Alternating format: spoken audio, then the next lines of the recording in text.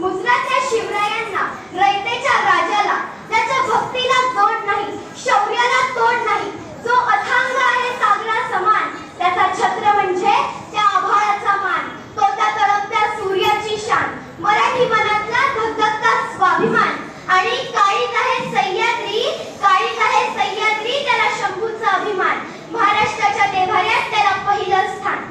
श्रीमंत योगी सिंहासनाधीश्वर छत्रपती शिवाजी महाराज हे कर्तबगार, हुशार, चालुक्यवान आणि सर्वोत्कृष्ट राजे म्हणून ओळखले जातात. असे मानले जाते की छत्रपती शिवाजी महाराजांना उत्तम मावळ्यांची साथ लाभली होती. अहो, इतिहास सांगतो 62 किलोची तलवार उचलणारा, त्याचं नाव येसाजी. लाख गेले तरी चालतील, पण लाखाचा पोशिंदा जिवंत राहिला पाहिजे असं म्हणून 2000 सैन्याशी एकटा झुंज देणारा, त्याचं नाव बाजी. अहो, अवघ्या 8 तासात घोडा दिल्लीहून पुण्याला परतवणारा, त्याचं नाव संताजी. शत्रूच्या छावणीत जाऊन त्याचा मुकुट तोडून आणणारा, त्याचं नाव धनाजी. घाण्या वाघाला उभा फाडणारा, त्याचं नाव संभाजी. आणि या सगळ्यांना एकत्र घेऊन संपूर्ण हिंदवी स्वराज्य स्थापन करणारा, त्याचं नाव शिवाजी. मित्रांनो, आयुष्यात प्रत्येक क्षण लक्षात राहतं नाही, पण विसरूनही विसरता येत नाही असा आजचा क्षण आहे.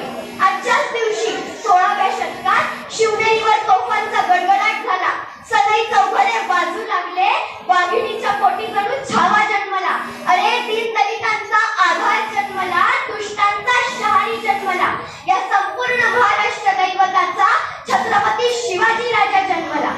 मित्रांनो, छत्रपती शिवाजी महाराज भले वयाने लहान होते, पण त्यांच्या मनाची भरारी फार उंच होती. ते आपल्या बरोबर असलेल्या मावळ्यांना, वीर माता जिजाऊंना कायम विचारत असत, सरदाराने दिलेल्या वचनात आपण संतुष्ट राहिलं पाहिजे का? नेहमी दुसऱ्याच्या चोंझळीने पाणी भरलं पाहिजे का?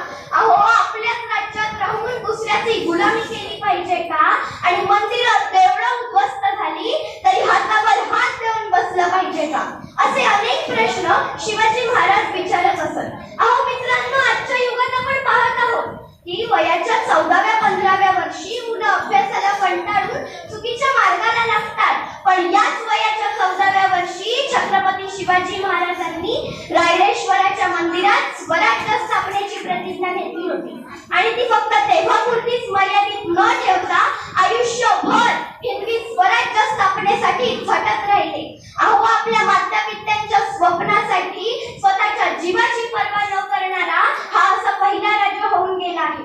छत्रपती शिवाजी महाराजांना युगपुरुष असे म्हटले आहे. पण युगपुरुष कोणाला म्हणावे? युगायुगांवर त्याच्या कार्याचा ठसा उमटतो तो युगपुरुष. कितीही काळ लोटला तरी त्याचे कर्तृत्व संपत नाही तो युगपुरुष. वर्षानुवर्ष चालत आलेल्या रूढींना संपवतो तो युगपुरुष.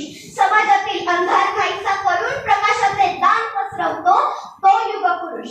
मित्रांनो, यातील कोणत्याही भागाने पाहिले तर छत्रपती शिवाजी महाराज हे युगपुरुष ठरतात. अहो, जरा आठवा ते 16वे शतक, ज्या काळी लोकांना छळले जायचे, सगळीकडे अराजकता आणि अन्याय पसरला होता. अगदी अशाच परिस्थितीत छत्रपती शिवाजी महाराजांनी 111 किल्ले आणि 32 मन सोन्याचं सिंहासन असलेलं संपूर्ण हिंदवी स्वराज्य स्थापन केलं होतं. मित्रांनो, छत्रपती शिवाजी महाराजांचे व्यवस्थापन जगात सर्वोत्कृष्ट मानले आहे. अहो, पन्हाळ्याच्या वेड्यातून सुटणं असो व अफजल खानाचा वध, त्यांनी प्रत्येक गोष्टीत उत्कृष्ट असं व्यवस्थापन वापरलं आहे. त्याचबरोबर मित्रांनो, त्यांनी मराठी भाषा जिवंत ठेवण्यासाठी मराठी भाषेवर झालेले अरबी, फारसी असे अनेक आक्रमण थोपवून मराठी भाषा जिवंत ठेवण्याचा प्रयत्न केला आहे.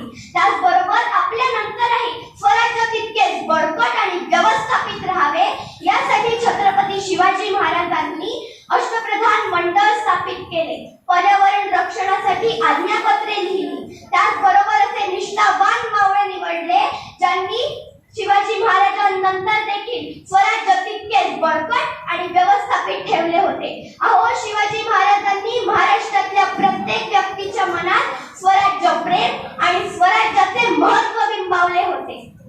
मित्रांनो, छत्रपती शिवाजी महाराजांबद्दल किती आणि काय काय बोलावं तेवढं कमी आहे, कारण छत्रपती शिवाजी महाराजांबद्दल बोलताना शब्दच अपुरे पडतात. पण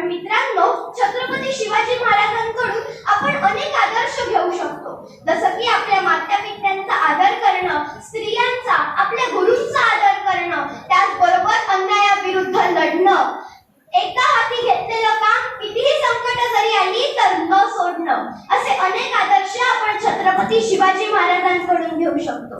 मित्रांनो, शेवटी एवढंच सांगेन, आले किती गेले किती उडून गेले भरारा, आले किती गेले किती उडून गेले भरारा, कधी संपला नाही आणि संपणारही नाही छत्रपती शिवाजी महाराजांचा दरारा. मित्रांनो, बोला, छत्रपती शिवाजी महाराज की जय! छत्रपती शिवाजी महाराज की जय! अशा या युगपुरुष युगप्रवर्तक छत्रपती शिवाजी महाराजांना माझा मानाचा मुजरा. धन्यवाद.